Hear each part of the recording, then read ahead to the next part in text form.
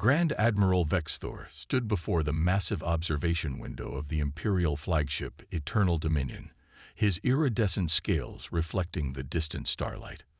The holographic display before him showed Earth's solar system in perfect detail, each planet and asteroid mapped with precision that only Meridian technology could achieve. Yet something about the data troubled him. "Explain to me again," he commanded, his voice carrying the weight of 10,000 years of Imperial authority, "why these primitives have mining operations on their asteroid belt."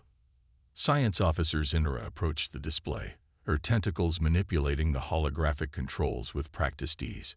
The humans appear to have developed surprisingly efficient methods of resource extraction. "Admiral, while their technology is crude by our standards, they've managed to establish a significant presence throughout their system." The Grand Admiral's facial ridges contracted in what passed for a frown among his species. The Meridian Empire had expected to find another primitive civilization when they detected Earth's radio signals. Instead, they found a species that had already colonized their moon, established bases on Mars, and created a network of mining operations throughout their asteroid belt, all without the benefit of proper quantum drives or neural interfaces. Fascinating and somewhat concerning. A new voice added. Professor Kerthak, the Empire's leading xenoanthropologist, stepped into view. They're achieving spaceflight with chemical rockets and ion engines. Their ships use rotating sections for artificial gravity rather than proper graviton fields, yet they're managing to maintain a significant presence in space. Vexthor watched as the hologram zoomed in on one of the human mining vessels. It was an ugly thing by Meridian standards, all sharp angles and exposed structural elements, with massive solar panels extending like wings. Yet there was something about its design that spoke of ruthless efficiency. "Show me their defensive capabilities," he ordered. The hologram shifted, highlighting various human military installations. Space stations armed with kinetic weapons, a network of early warning satellites, and a fleet of what the humans called interceptors, small, agile craft designed to protect their mining operations from debris and, presumably, threats. "Their weapons are primarily kinetic and chemical-based," Zinra reported. "No energy weapons beyond some experimental laser platforms. Their most advanced missiles use nuclear warheads, fusion devices with relatively low yield." Professor Karthak's tentacles writhed with excitement. "But observe their tactics, Admiral. They've positioned their assets in ways that maximize their limited capabilities. Their stations are placed at mathematically optimal positions for coverage. Their patrol routes show a deep understanding of orbital mechanics. They're making the absolute most of what they have." "Which is precisely what concerns me," Vexthor responded. "A species that can achieve so much with so little. What might they accomplish with proper technology?" The Empire had encountered countless civilizations over its 10,000-year reign. Most followed predictable patterns of development, gradually advancing through well-documented technological stages. But humans seemed to be taking shortcuts, finding unexpected solutions to problems that the Empire had solved millennia ago. "Their latest innovation is particularly interesting," Zinra added, manipulating the display to show a human vessel executing a complex maneuver.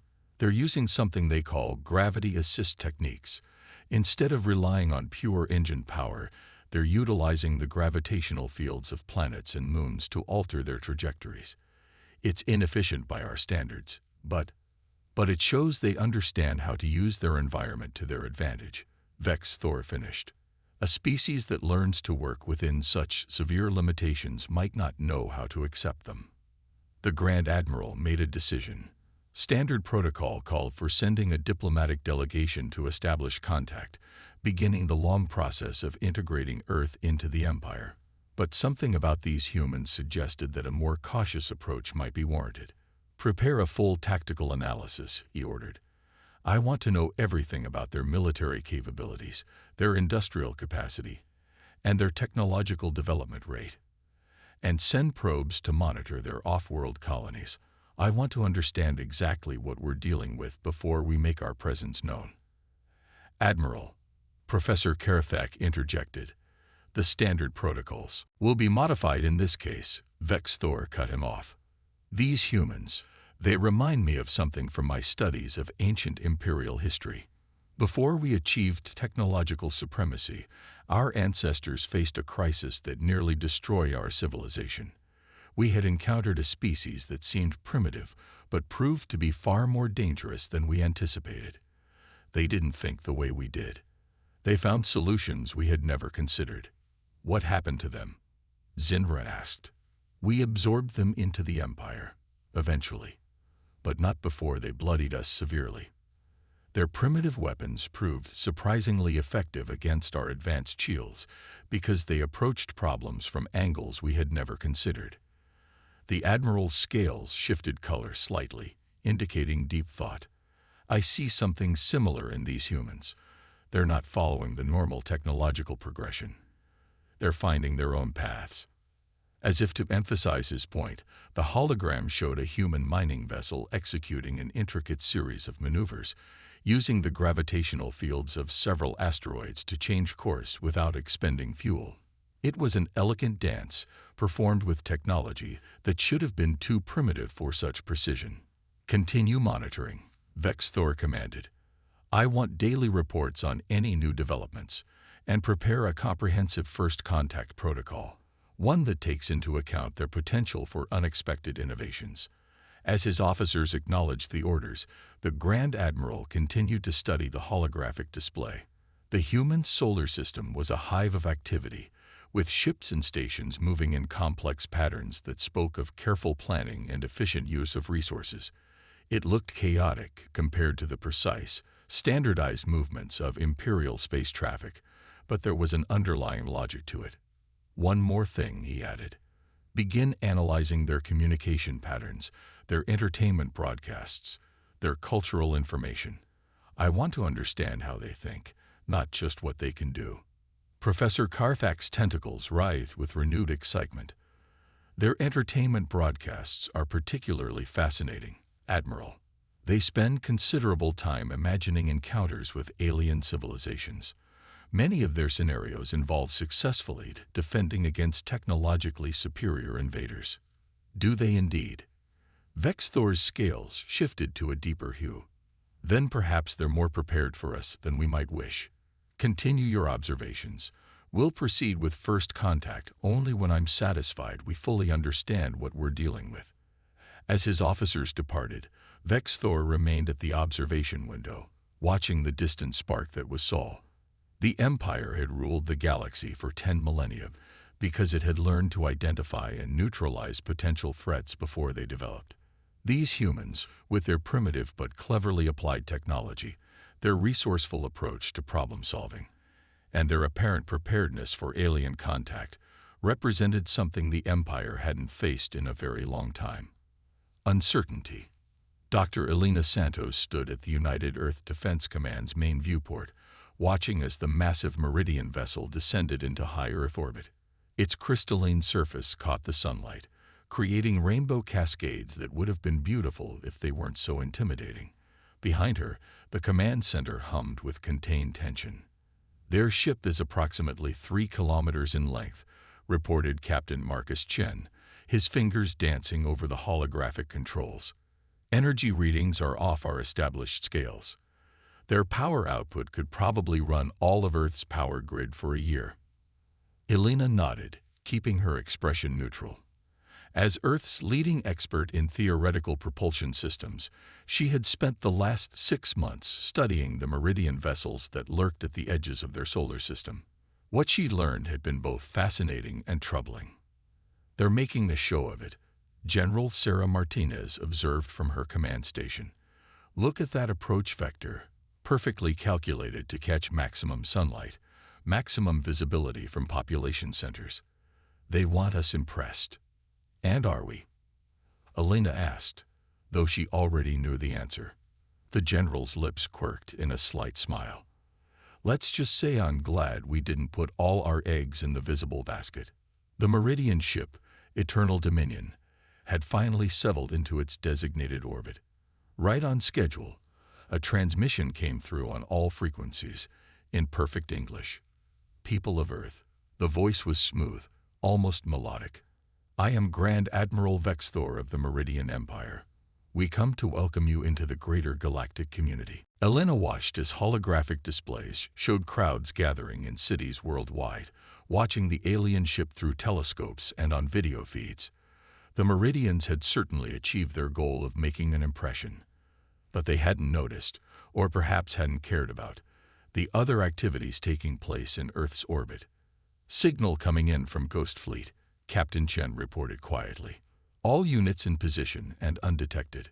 The Ghost Fleet was humanity's ace in the hole, ships utilizing experimental light-bending technology that made them virtually invisible to standard detection methods.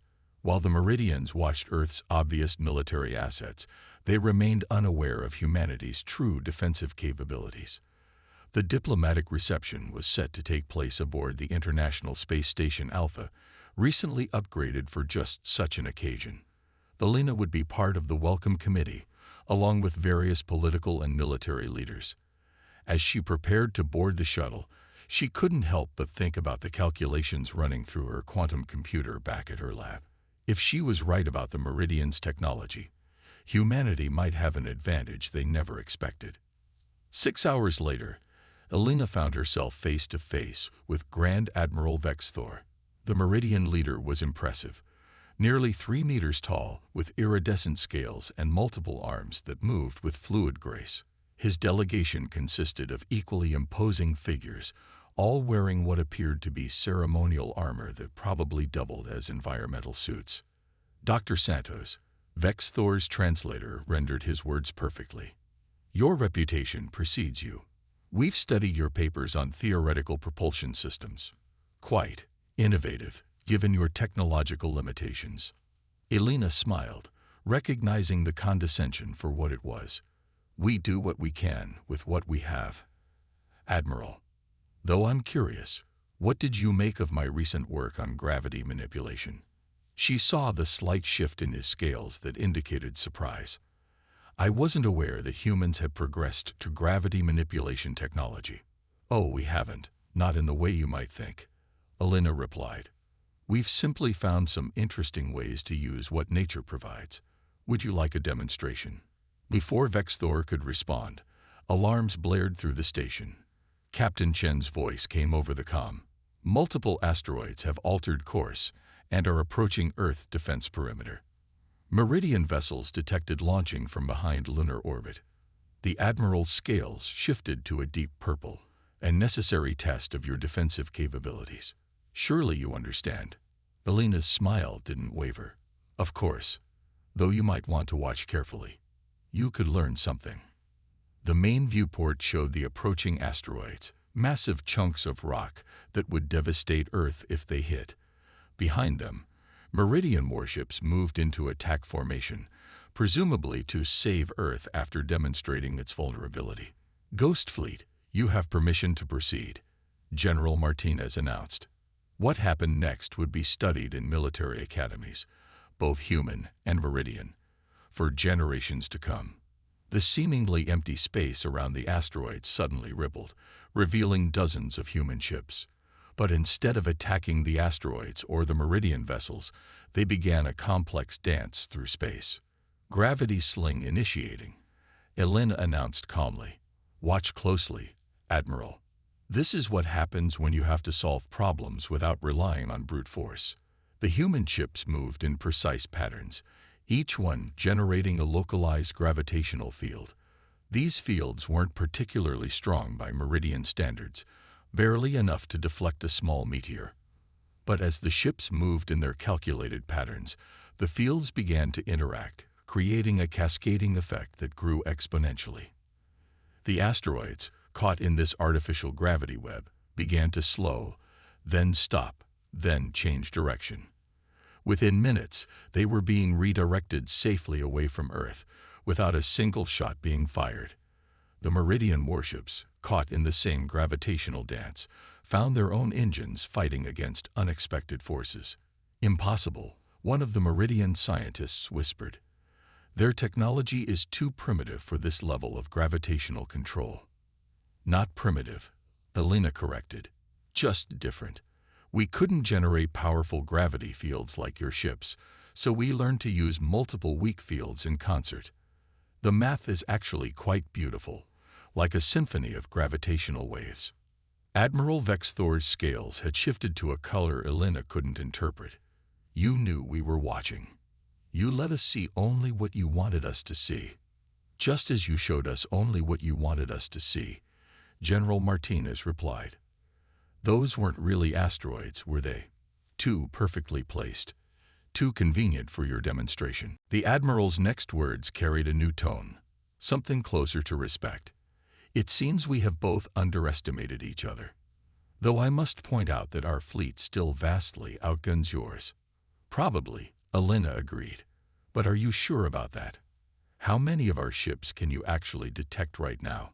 And have you figured out yet why your sensors have been giving you increasingly erratic readings for the past 6 hours?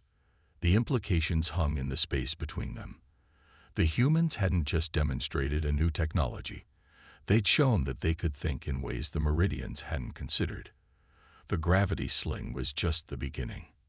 I suggest, Elena continued, that we restart these diplomatic discussions on more equal footing. We have much to learn from each other, but teaching goes both ways. As the Meridian delegation huddled in urgent discussion, Elena exchanged a glance with General Martinez. Phase 1 had worked perfectly. The Meridians had revealed their technological capabilities while simultaneously discovering that humanity wasn't as primitive as they'd assumed. Now came the hard part, convincing an empire that had ruled through technological superiority for 10 millennia that they needed to change their approach. But as Elena watched the Meridian scientists frantically studying readings from the gravity sling demonstration, she knew they'd made their point. The game had changed, and the Meridians knew it. The only question was how they would respond to finding themselves in unfamiliar territory, that of equals rather than superiors. The Meridian War Council's chamber aboard the Eternal Dominion crackled with tension. Grand Admiral Vexthor watched the holographic display, showing the aftermath of their latest engagement with human forces. 3 of their most advanced warships drifted powerless in space, their crystalline hulls intact, but their systems completely shut down. Explain to me, he said, his scales shifting between colors of rage and confusion, how they managed this without firing a single shot. Science officer Zinra manipulated the replay controls, showing the battle from multiple angles. The humans deployed what appeared to be standard communication satellites. We ignored them as non-threats. Then, she paused the replay. They activated something they call the resonance wave. Professor Karthak, who had been unusually quiet, finally spoke. It's brilliant, actually. They studied the crystalline structure of our hull material and found its resonant frequency. Those satellites created a harmonized wave pattern that temporarily disrupted our power distribution systems. They turned our own technology against us, Vexthor concluded. Again. In the 3 weeks since the failed asteroid gambit, the situation had deteriorated rapidly. The Meridian Empire had launched what should have been an overwhelming show of force, only to find their attacks consistently thwarted by human ingenuity. Meanwhile, on Earth, Dr. Elena Santos stood in her underground laboratory, surrounded by holographic projections of Meridian technology schematics. Her team had been working around the clock, analyzing every piece of data they could gather from the ongoing skirmishes. "Look at this," she said to Captain Chen, who had become her regular liaison with military command. "Their entire technological foundation is based on crystalline matrices, beautiful and incredibly powerful, but also rigid," Chen finished. "They've been using the same basic principles for thousands of years, just scaling them up and making them more efficient." Elena nodded, manipulating the hologram to show the internal structure of a Meridian power core. They've achieved near perfection within their technological paradigm. But that's their weakness. They stopped looking for alternatives long ago. Their discussion was interrupted by a priority alert. General Martinez's hologram appeared in the center of the lab. The Meridians are launching a full-scale assault. They've called in reinforcements from 3 sectors. We're looking at over 1,000 capital ships. Elena's expression remained calm. They're scared. They don't understand why their technology isn't giving them the decisive advantage it always has before. How long until they arrive? 6 hours.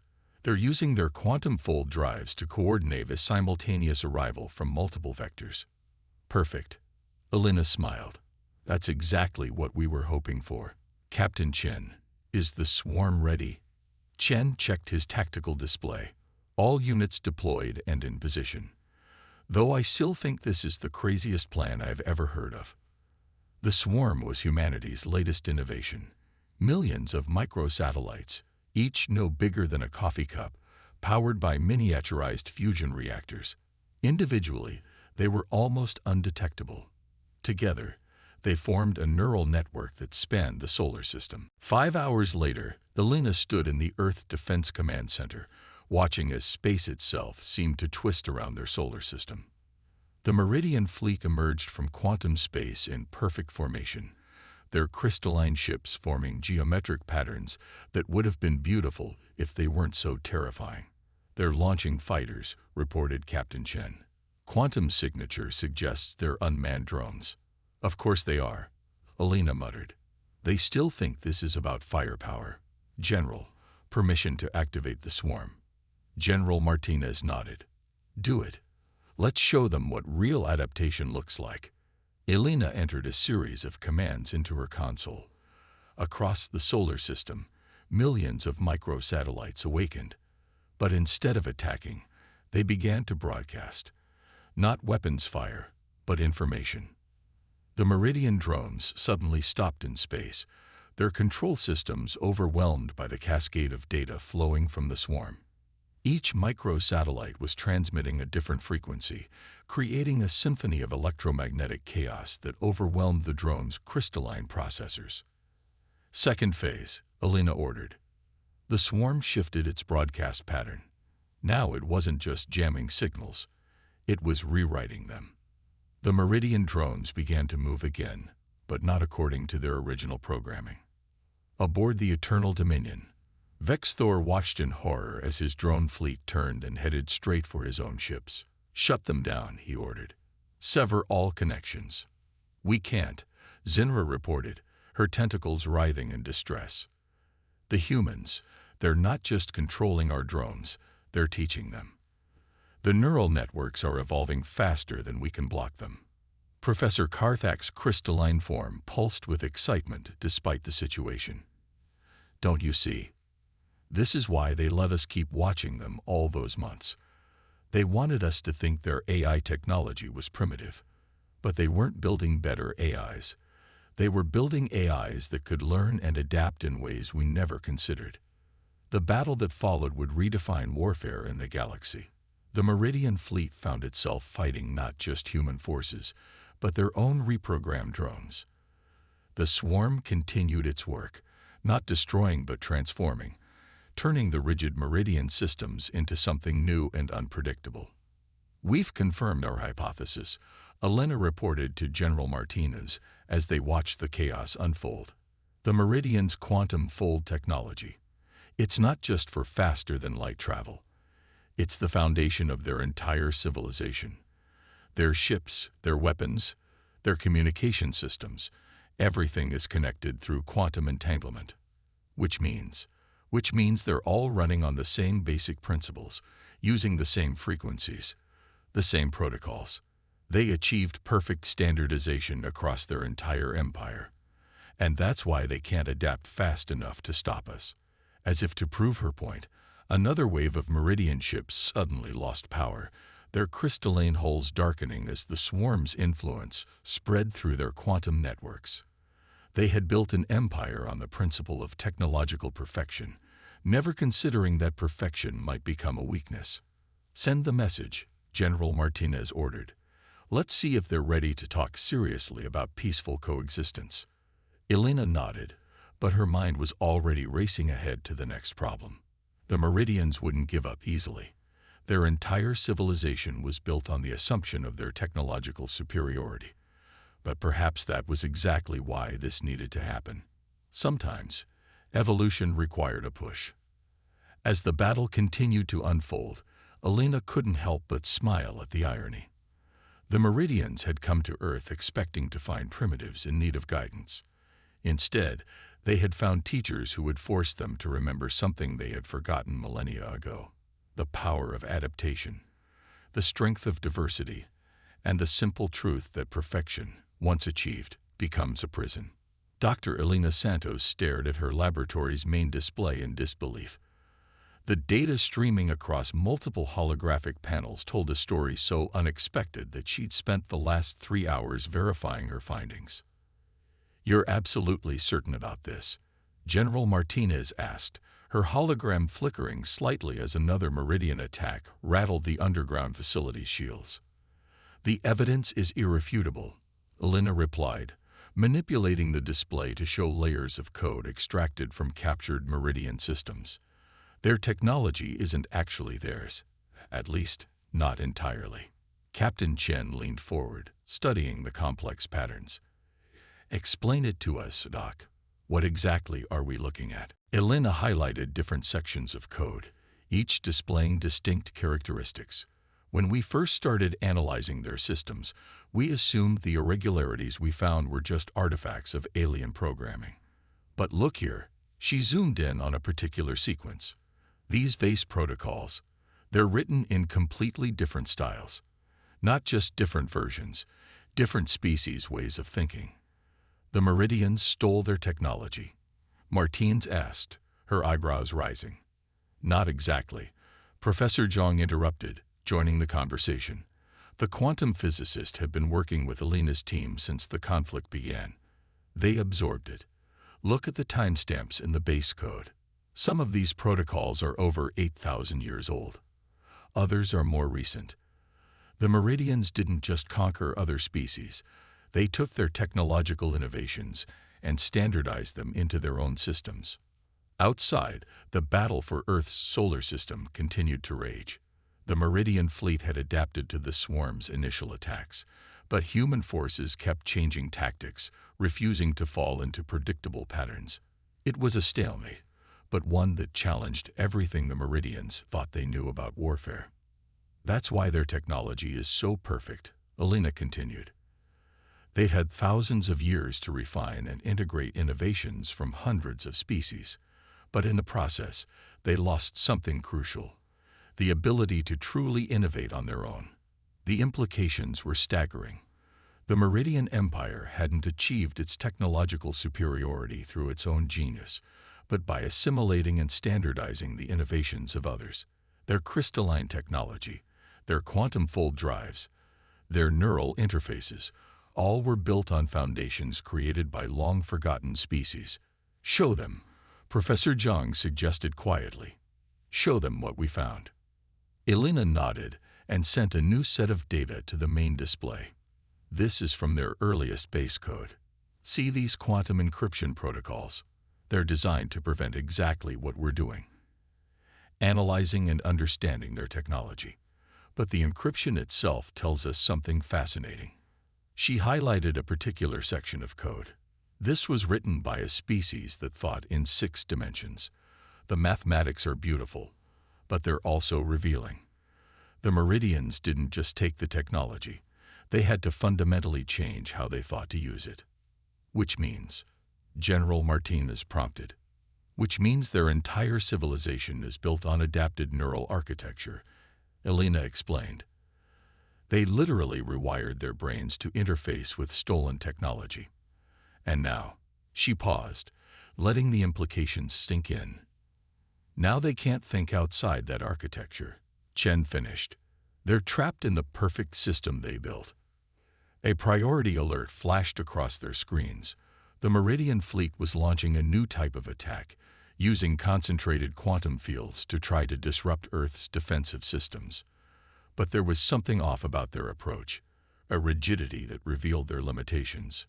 "Watch this," Elena said, bringing up a tactical display.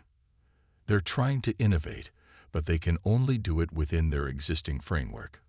Their neural architecture won't let them think truly outside their established patterns." Professor Zhang nodded. "It's like they're trying to write a new song, but they can only use notes from an old melody. They've optimized themselves into a corner. Can we use this? Martins asked, ever focused on the practical implications. Alina's expression turned serious. We already are.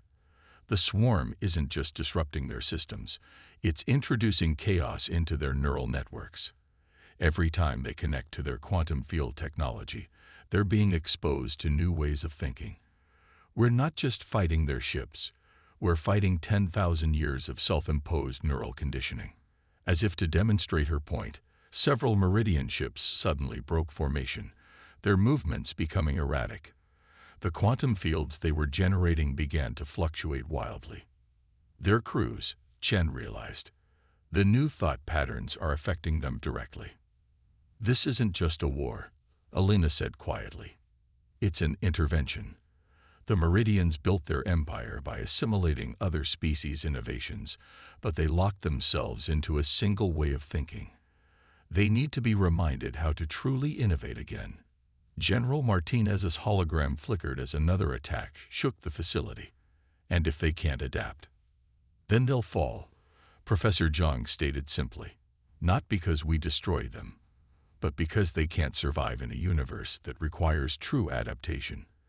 Evolution doesn't just happen to species, it happens to civilizations. Alina turned to her console, fingers flying over the controls. I'm sending new instructions to the swarm. Instead of just disrupting their neural networks, we're going to show them alternatives. Every quantum pulse they send at us will be reflected back with new patterns, new possibilities. You're trying to teach them, Martins realized. No, Alina corrected. We're trying to help them remember how to learn. Their empire wasn't built on superiority. It was built on adaptation. They just forgot that somewhere along the way. As the battle continued above, Alina couldn't help but appreciate the irony. The Meridians had come to Earth expecting to find another primitive species to absorb into their perfect system. Instead, they had found a mirror showing them what they used to be: innovators, adapters, survivors.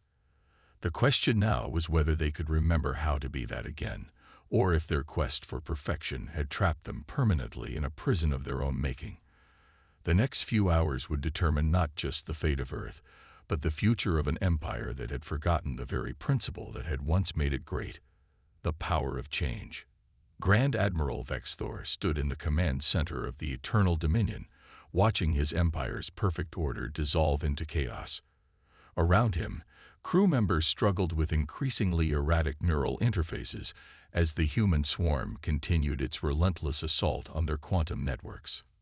Status report, he demanded, his scales shifting through colors never before seen in Meridian emotional displays. Unknown, Admiral. Science Officer Zinra replied, her tentacles trembling. Our systems are. They're evolving. The quantum fields are generating patterns we've never seen before. Some ships are reporting spontaneous neural architecture modifications among their crews. Professor Karthak burst into the command center, his crystalline form pulsing with intense excitement.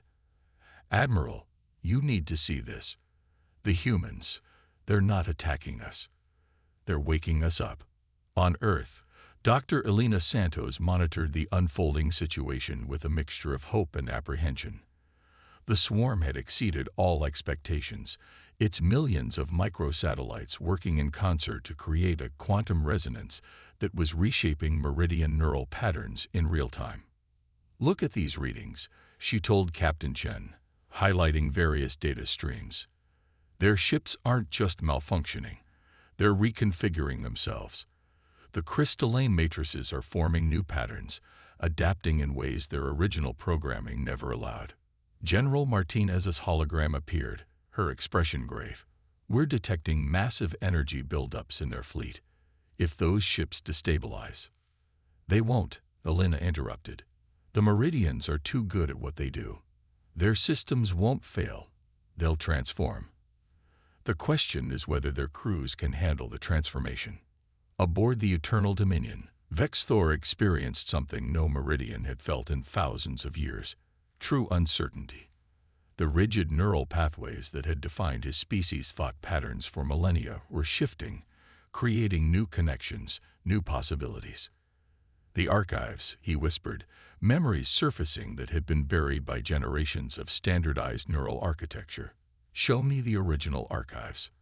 His officers complied, bringing up ancient records that hadn't been accessed in thousands of years. There, in code that predated their empire, they found something astonishing. Warnings from their own ancestors about the price of perfect standardization. "We thought we were evolving," Carthax said softly, reading the ancient text. "But we were just optimizing." Our ancestors knew the difference. They tried to warn us. In Earth's Defense Command, Alina watched as the Meridian Fleet's formation began to change. Instead of their usual geometric patterns, the ships were moving in organic, flowing configurations that seemed to defy their crystalline nature. "They're remembering," she said. "The swarm isn't just disrupting their neural networks, it's reminding them of neural pathways they abandoned long ago. Ways of thinking they forgot were possible." Captain Chen studied the tactical display. "Some of their ships are still fighting. Others are. What are they doing?" Elena smiled. "They're experimenting. Probably for the first time in thousands of years." The space around Earth had become a battlefield unlike any in history. Some Meridian ships continued their attacks, their crews resistant to the neural changes. Others hung back, their systems rapidly reconfiguring as their crews embraced new ways of thinking. And through it all, the swarm continued its work, not destroying but transforming. On the Eternal Dominion, Vexthor made a decision that would reshape the galaxy. "Send the signal," he ordered. "All ships, stand down." "Admiral," Zinra's voice shook with uncertainty. "We came here to teach," Vexthor said, his scales shifting to entirely new patterns. "Instead, we are being reminded of what we once were, what we can be again. The humans aren't our enemies. They're our wake-up call." The next few hours were tense as the order spread through the fleet. Some ships complied immediately. Others resisted, their crews struggling with neural architecture that had defined their existence for generations. But gradually, inevitably, the fighting ceased. In a gesture that would be recorded in both human and Meridian histories, Grand Admiral Vexthor requested permission to board the International Space Station Alpha, not as a conqueror, but as a student. Dr. Elena Santos met him in the same conference room where their first diplomatic contact had occurred. But this time, the Admiral's posture was different. His scales shifted through colors that expressed something entirely new: humility. "We thought we had achieved perfection," he said. "But perfection, we now remember, is stagnation. Your species showed us something we had forgotten. The power of imperfection, of adaptation, of constant change." Elena nodded. "The swarm wasn't designed to defeat you. It was designed to remind you of who you used to be. Your empire wasn't built on perfection. It was built on the ability to learn, to grow, to change. And now we must learn again," Vexthor agreed. "Our neural architecture is transforming. Our ships, our technology, our very way of thinking. Everything we thought was perfect is becoming something new, something uncertain. Something alive," Elena corrected. "That's what evolution is, not the pursuit of perfection, but the endless dance of adaptation." In the days that followed, a new kind of exchange began between Earth and the Meridian Empire. The humans shared their chaotic, imperfect, but infinitely adaptable ways of thinking. The Meridians, slowly remembering how to innovate again, shared the vast technological knowledge they had accumulated over millennia. Together, they began to explore something neither had fully understood before: the power of combining order and chaos, perfection and adaptation, stability and change. The Meridian ships, their crystalline hulls now pulsing with new patterns, became symbols not of conquest but of transformation. And in the great archives of the Meridian Empire, a new entry was made. "In seeking to teach, we learned. In finding what we thought was weakness, we rediscovered our strength." The humans showed us that true power lies not in achieving perfection, but in never stopping the journey toward it. The story of how humanity helped an empire remember how to evolve became legend throughout the galaxy. But perhaps more importantly, it became a reminder that sometimes the greatest victories come not from destroying an enemy, but from helping them remember who they were meant to be.